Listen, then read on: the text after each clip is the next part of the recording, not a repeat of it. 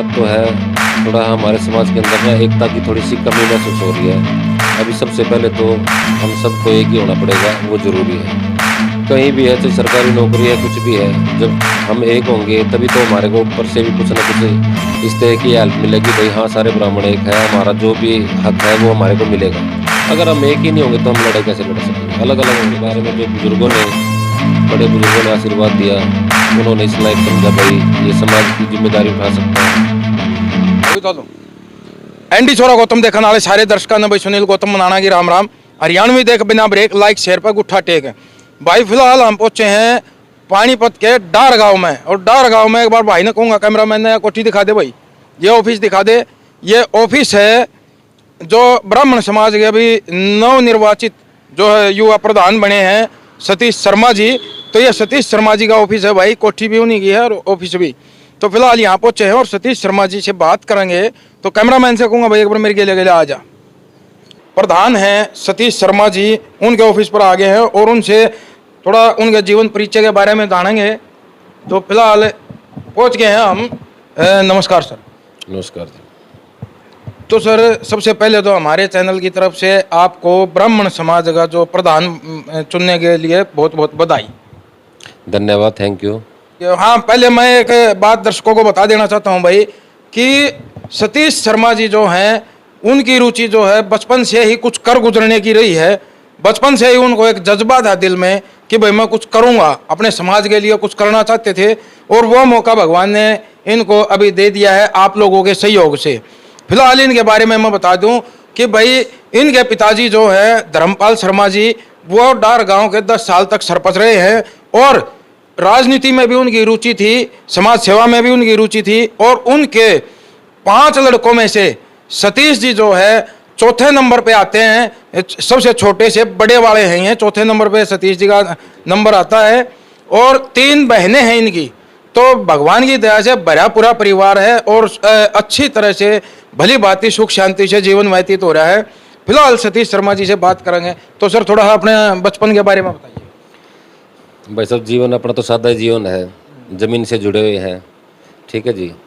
और उसके बाद में परमात्मा का आशीर्वाद रहा, पढ़ाई के बाद में जैसे 2 फैक्ट्रियाँ मेरी बहादुरगढ़ के अंदर और एक फैक्ट्री पानीपत के अंदर है। तो परमात्मा का दिया आशीर्वाद है, दाल रोटी अच्छी चल रही है और परिवार में भी सारी सुख शांति है। तो सबसे पहले तो इंसान कोई भी अपने परिवार के बारे में ही सोचता है। भाई परिवार की जिम्मेदारियां हैं, चलो हमने जितनी हमारे से हुई आगे होंगी कोशिश कर रहे हैं। उसके बाद में जैसे अपना समाज है, समाज के बारे में जो बड़े बुजुर्गों ने आशीर्वाद दिया, उन्होंने इस लायक समझा भाई ये समाज की जिम्मेदारी उठा सकता है। तो मैं अपनी पूरी कोशिश करूँगा भाई किसी भी तरीके की कोई भी मेरे बड़े बुजुर्गों का कद ऊंचा ही होना चाहिए, कभी ऐसा नहीं होना चाहिए भाई उन्होंने कोई चुनाव गलत किया था।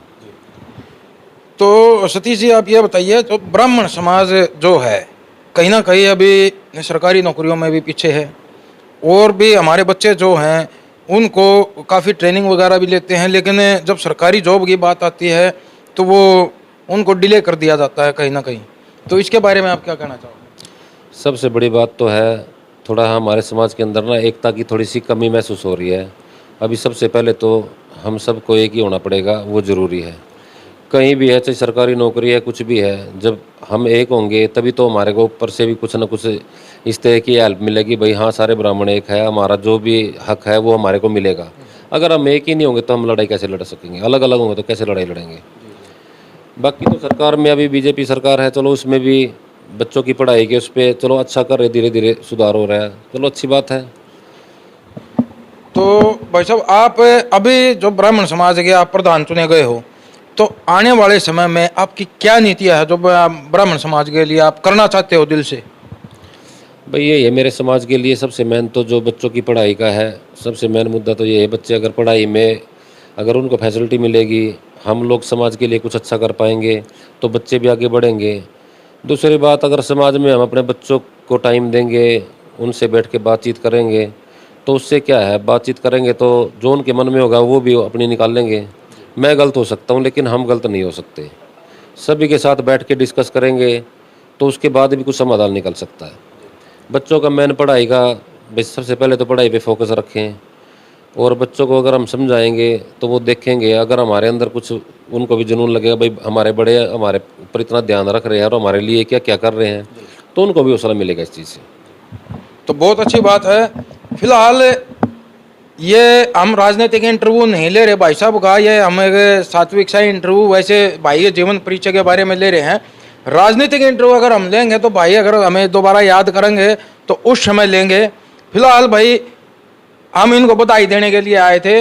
भाई साहब के बारे में पता लगा था, भाई इनको जो है प्रधान बनाया गया है, और हमें भी लगता है कहीं ना कहीं जो है भाई साहब की सोच है ना ब्राह्मण समाज के लिए बहुत ही अच्छी है, कुछ करने का जज्बा जो इनके दिल के अंदर है। और मुझे लगता है भाई आपके मार्गदर्शन में ब्राह्मण समाज जो है काफ़ी ऊंचाइयों पर जाएगा। ऐसा है भाई साहब, पता क्या है, राजनीति अपने समाज से नहीं करनी चाहिए कभी भी।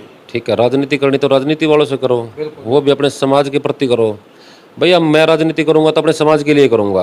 भाई मेरे को अपने समाज के हक के लिए लड़ना है, किसको क्या कहना है उसके लिए करूंगा। वैसे मेरे को मैं किसी पार्टी वार्टी के चक्कर में मैं नहीं हूँ, मेरे लिए सब बराबर हैं। ठीक है, बाकी जो हमारे समाज के लिए योगदान करेगा हम उनके साथ में हैं। सबसे मेन बात तो समाज की है ना, जो समाज के हक के लिए आगे आएगा हम उनके साथ में हैं। तो भाई देखो सतीश भाई ने जो है बहुत बढ़िया बात कही है, प्रधान जी ने जो विचार है इनके आपने भी सुने। और फिलहाल हमें एक बार फिर से भाई को धन्यवाद देना चाहते हैं कि इन्होंने अपना कीमती समय जो है हम जैसे पत्रकारों को दिया। तो भाई साहब आपका बहुत बहुत धन्यवाद। आप तो भाई साहब रीढ़ की हड्डी हो हमारे, आप लोग नहीं होंगे तो हमारी आवाज़ कहाँ तक पहुँचेगी, हमारे बच्चों के बड़ों के पास, तभी तो आप लोग तो पहुँचाते हो। बहुत बहुत मेहरबानी है आप लोगों की, जब भी आप याद करोगे हम खड़े मिलेंगे, कोई ऐसी बात नहीं है।